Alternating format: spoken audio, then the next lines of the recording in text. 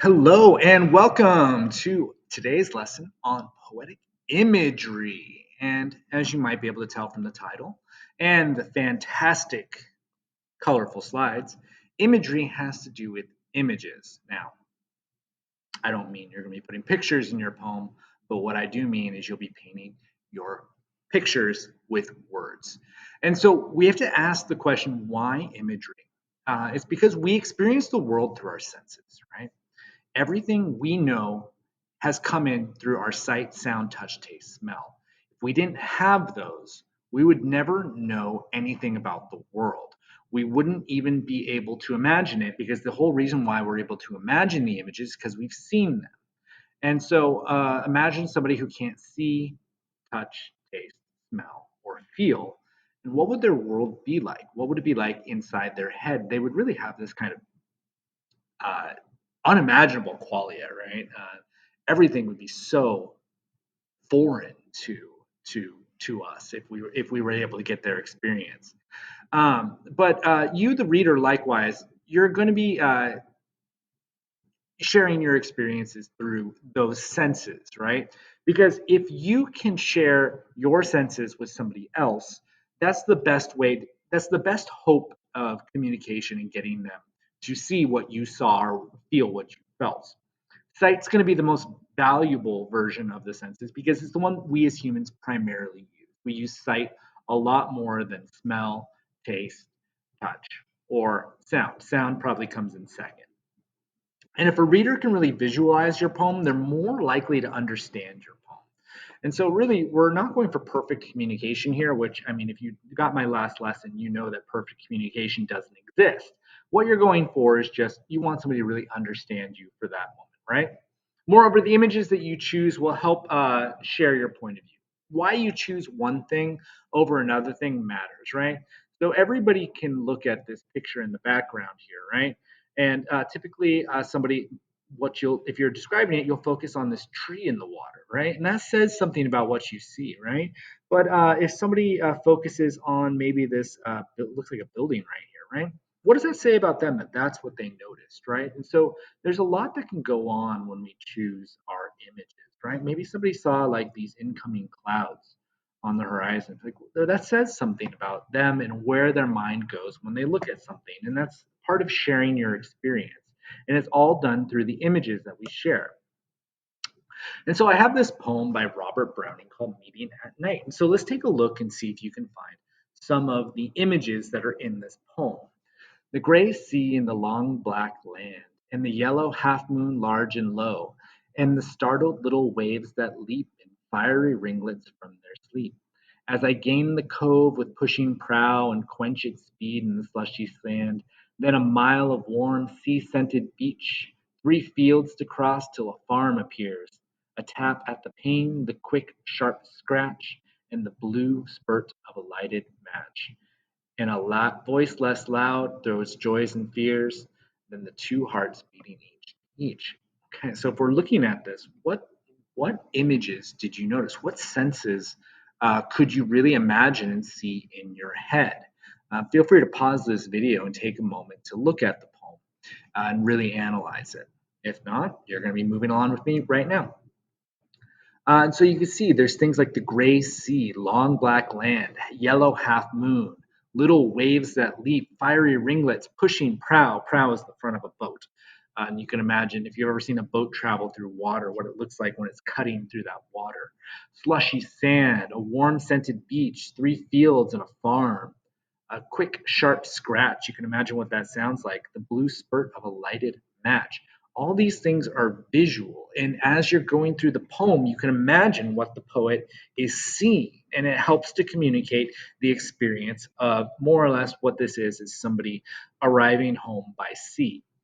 Uh, and so, it's a little bit foreign of a concept. And this is going into that concept of the poet as a radio transmitter and you as a radio.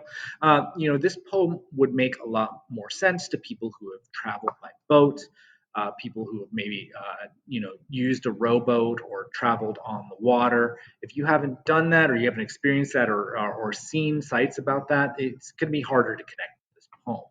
But the more experience you have that's similar to the poet, the more likely you're going to be able to tune into their frequency. And so, what is imagery really? It's the use of words to create a vivid picture in your reader's mind. The more vivid the picture, the better the imagery. So, if I just say the food, well, that's not a very good imagery because that could be anything. What are we talking about? Are we talking about bibimbap? Are we talking about pizza? Are we talking about uh, ravioli or uh, maybe enchiladas? It could be anything. It's not very good imagery. Now, if I say the spaghetti, okay, it's a little bit more vivid, right? If I say the rancid spaghetti, oh, okay, now that brings a completely different and more specific view to your mind. And if I say the rancid spaghetti in a browning mass of marinara dotted with specks of green mold, you can almost imagine what that looks like. It's much more powerful imagery. And typically, disgusting imagery is a little bit more memorable when you go to do it. Not saying you have to fill your poem with disgusting imagery, but if you can, people are going to remember it probably. Uh, and so it's not just visual either. You can do smell, taste, sound, touch.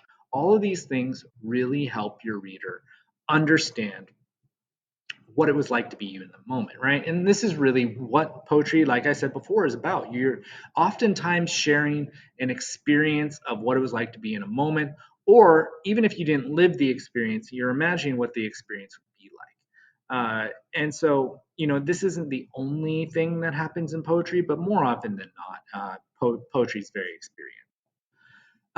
And so here we have this poem, Those Winter Sundays by Robert Hayden. So if we look here, we can look for all of the various different senses and sights and just sensory feedback that are in this poem. Sundays, too, my father got up early and put on his clothes in the blue black cold. Then, with cracked hands that ached from labor in the weekday weather made, banked fires blazed. No one ever thanked. I'd wake and hear the cold splintering, breaking. When the rooms were warm, he'd call, and slowly I would rise and dress, fearing the chronic angers of that house. Speaking indifferently to him who had driven out the cold and polished my good shoes as well, what did I know? What did I know of love's austere and lonely offices? Um, and God, every time I just love this poem. Like this last line, what did I know of love's austere and lonely offices? This is probably not going to resonate with you right now, unless you have one of those. Some of you may get this, but austere is very plain, very barren, like a room that, like, imagine a bedroom where you walk into the bedroom and the only thing in there is a bed, a side table, and a lamp. All the walls are painted white. There's no posters. There's no decoration. It's just those things. That is an austere room. And lonely offices, here, it's not meaning like literal offices. It just means like tasks or ways of showing things. And so here, really, the author is pointing out that his father going through and doing all this stuff, even though he didn't feel loved, was his father's way of showing love, even though his way of showing love is really what we would consider really kind of cold, and it's really kind of lonely. And so it's this ironic look at love where these things that don't feel very loving are loving. And he's pointing out that contradiction in the way that people care about each other, right? But anyway, moving on. I love this poem, so I always try to review it a little bit. If we look at this, take a moment and see if you can find those sensory details. I pause the video if you need to. Moving on here.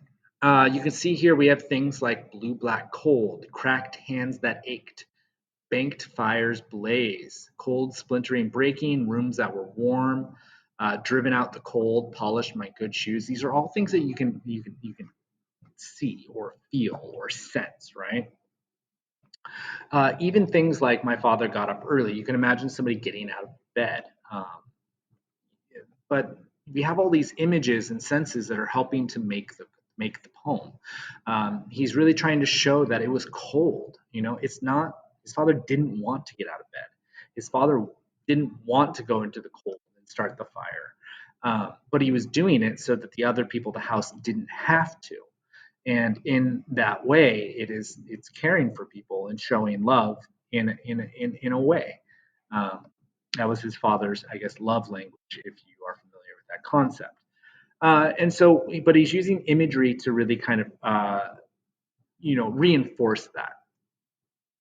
And so you're going to come to a spot when you're writing your poetry inevitably where you say, well, how do I describe this? And it'll just be, how do I describe blank? You realize that you need to describe something, but how do I describe it? And it might just be like, put your hands on your desk and feel it, right? Feel what it feels like when you run your hand across your desk. And you might ask yourself, well, how do I how do I describe that? If it feels rough or smooth, good, but is that it? Is that all there is to the feeling? There's a lot more. And this is really where the challenge and reward of poetry comes in. There's no real easy or fast way to do this. And, if you're sitting there and being like, okay, if I want somebody to know what this desk feels like under my hand, how could I describe that? How do I do that? And so this is uniquely poetry. This is uniquely a problem that the poet faces is how do I describe this in a way that is meaningful for my audience? And so sometimes you will typically cross senses, right? You'll use words that are taste words or smell words or sight words to describe a feeling, right? Or you might describe, the look of something using a sound word, right? And so if you were to like sharp is a feeling word, right? And so if you were to say like the dog's sharp bark, like how is a bark sharp? It's not, but you're crossing senses, and in that crossing, there is an understanding to be made, right?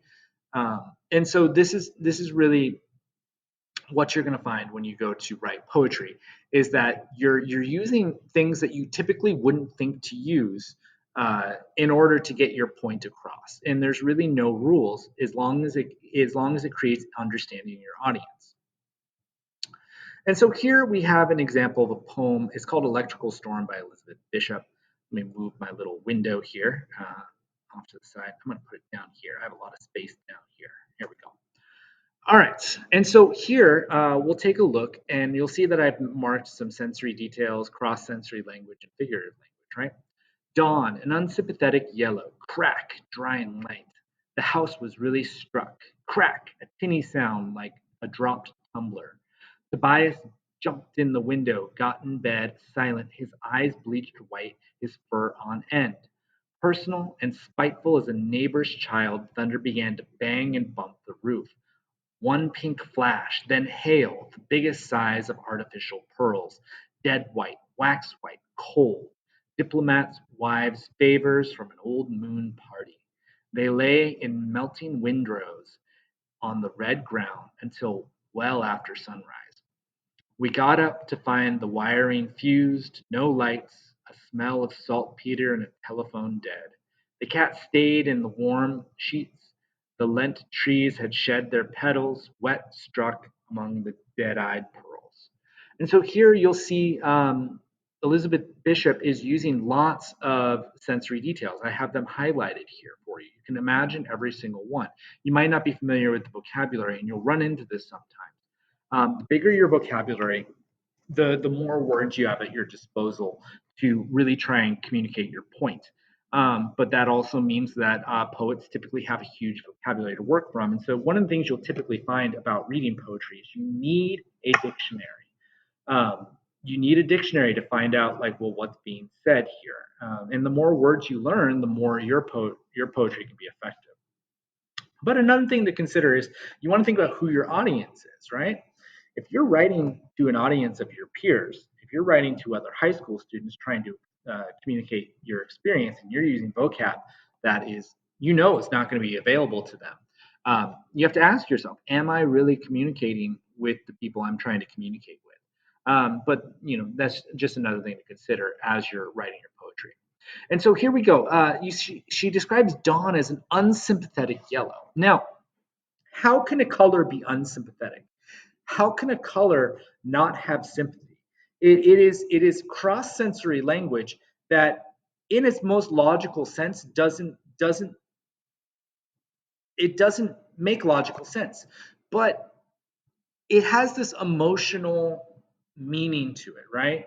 Uh, it doesn't make sense, but on the other hand, it does. It creates this kind of ineffable meaning, which is really what we talked about in the last lesson, is that poets are trying to express the ineffable. And so sometimes they use things that don't make sense in a logical form, but they create meaning on some other level, right? And so here we have a crack, which is a sound, and it's dry and light. How can a sound be dry? How can a sound be light? These are things that don't make logical sense, but when they're told, they make an emotional sense. And this is really where the struggle of poetry comes in, where you're doing these things that don't make logical sense, but they create an emotional understanding in the reader, right? And so you can see here we just have plenty of sensory details. We also have figurative language, which I'll be talking about in the next lesson. And so these are all things that are really going to help your reader understand your poetry. So imagery is absolutely essential. And so you're going to have to choose your images. The images you use in your poem will be key to your experience. If you're trying to share how you felt in a moment, share the images that you felt most strongly about. If I was to share this experience of me recording this video right now, right, I can look around my room and there's an endless amount of things for me to describe. Do I need to describe how every single of the one of the 36 desks in this classroom look as I'm recording in order to write a poem? Probably not. But I do need to share those things that are particular that create the overwhelming picture. So you can't describe everything, so you need to choose your images or senses. And not everything needs to be described, right? And so there are two types of imagery. One is metaphorical, and that's figurative imagery, right? And so they're metaphorical in nature, and they shouldn't be taken literally. Whereas literal imagery is something that actually happened. It reflects something that has or could happen. And so I want to use two songs that I've heard in the recent history. I always like using songs because I feel a little bit more confident that you've heard them before. And remember, songs are poetry.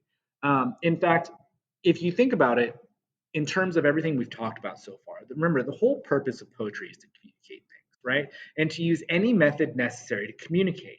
It makes sense that songs have really overtaken poetry because, in addition to the words and the way the words are phrased, um, songs can also add music, which adds harmony and pitch and volume and intensity and all those things to the poem that it's just more that can be used to communicate and what it's like to be in a moment. And so it makes really sense that this is the case.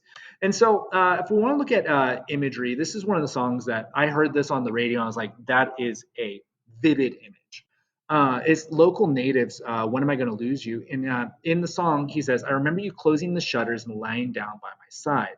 And the light that was still slipping through was painting your body in stripes. I remember the trees summoned down like an archangel choir, and the ocean was all we could see, and I knew that I wanted you, right? And so we have vivid imagery, closing shutters, somebody's body being painted in the stripes from the light that's coming through. Like I can imagine exactly what that looks like. I think the line "trees summoned down like an archangel choir" was a little bit weaker of the imagery, but I think I have a pretty good idea of what this person was trying to say. And the ocean was all we could see, and so you could see like this person is condensing a whole. It seems like a trip to the coast into like the whole of the memory into this line of what it was like to be in that on that trip, and it I think it communicates really well through the imagery, and I can kind of imagine what it was like to be there. Here by Billie Eilish, we have Ocean Eyes, which, and so I'll go back here. This is really kind of literal imagery. Like this is probably all stuff that happened or could happen. All of these images are things that could definitely exist. Whereas Billie Eilish's Ocean Eyes, she says, "I've been watching you for some time. Can't stop staring at those ocean eyes, burning cities and napalm skies, 15 flares inside those ocean eyes, right? Now, do you think that literally there were burning cities in napalm skies and flares inside this person's eyes? No, that didn't literally happen. This is figuratively what she sees. These are some of the things that she thinks about when she sees and when she looks into this person's eyes, right?